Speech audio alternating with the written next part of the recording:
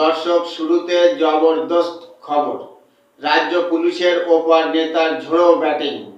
মহিলার অভিযোগ পুলিশ প্রত্যাখ্যান। এমনই গুরুত্বপূর্ণ খবর পেতে চ্যানেলটি সাবস্ক্রাইব করতে ভুলবেন না। আর হ্যাঁ, ভিডিওটি স্কিপ না করে পুরো দেখার অনুরোধ রইল। নমস্কার দর্শক, এখন আপনারা দেখছেন প্রাইম বাংলা টিভি। আমি অমিত কুমার দাস। দর্শক, মূল ব্যাখ্যায় আসবো, আগে ভিডিওটা দেখুন।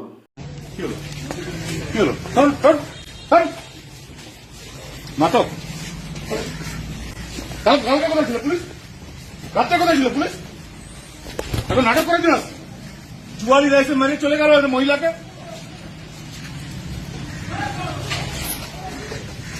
এত ফোর্স আপনাদের কিসের জন্য?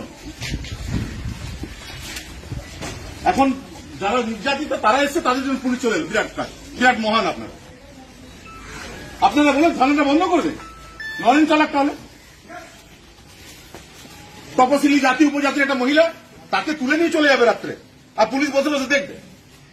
এই জুয়া যারা খেলে তাদের। দর্শক, ভিডিওটি ভাইরাল, সোশ্যাল মিডিয়ায় ভাইরাল। প্রাইম বাংলা টিভি ভিডিওর সত্যতা যাচাই করেনি। দর্শক, লোকটি বলছেন, কি হলো, সরেন সরেন, নাটক। কালকে কোথায় ছিল পুলিশ? রাতে কোথায় ছিল পুলিশ? এখন নাটক করতে এসছেন? জুয়ারিরা এসে মেরে চলে গেল এক মহিলাকে। এত ফোর্স আপনাদের কিসের জন্য? এখন যারা নির্যাতিতা তারাই এসেছে, পুলিশ চলে গেল। এরা সব কি মহা নেতা? আপনারা বলেন থানা বন্ধ করে দিই। তপশিলি জাতি উপজাতি এক মহিলাকে রাতে তুলে নিয়ে যাবে, আর পুলিশ বসে বসে দেখবেন? আর জুয়া যারা খেলে তাদের পাহারা দেন? দর্শক, বলতে হয় উনার দম আছে বলেই এত ফোর্সের সামনে প্রতিবাদ করলো। উনি যখন তৃণমূলের দলদাস পুলিশকে ধমকাচ্ছিলেন, কার্যত তখন সব পুলিশ স্ট্যাচু হয়ে গেলেন।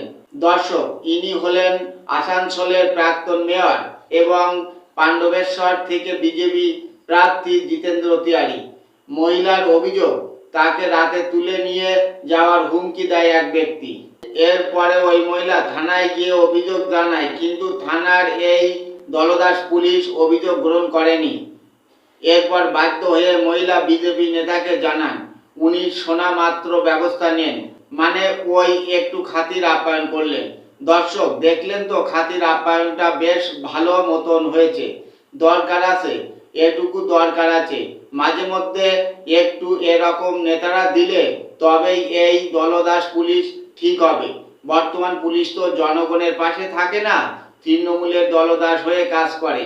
যেখানে একজন মহিলা অভিযোগ জানানোর পরেও পুলিশের সাহায্য পায় না, আমরা কোথায় বাস করছি ভাবুন একবার। এখন বাংলায় এমন বলিষ্ঠ নেতার প্রয়োজন। দিদির পুলিশের হাত থেকে বা দুষ্কৃতীদের হাত থেকে বাঁচতে গেলে এমন নেতা ঘরে ঘরে থাকা দরকার। আর কি বলবো, আপনারা শুনলেন, বুঝলেন, দেখলেন, মতামত কমেন্ট করে জানাবেন। আর ভিডিওটি ইনফরমেটিভ লাগলে লাইক, শেয়ার, সাবস্ক্রাইব এবং কমেন্ট করতে ভুলবেন না। এতক্ষণ প্রাইম বাংলা টিভি দেখার জন্য ধন্যবাদ। ভালো থাকবেন, সুস্থ থাকবেন, সবার জন্য শুভকামনা রইল।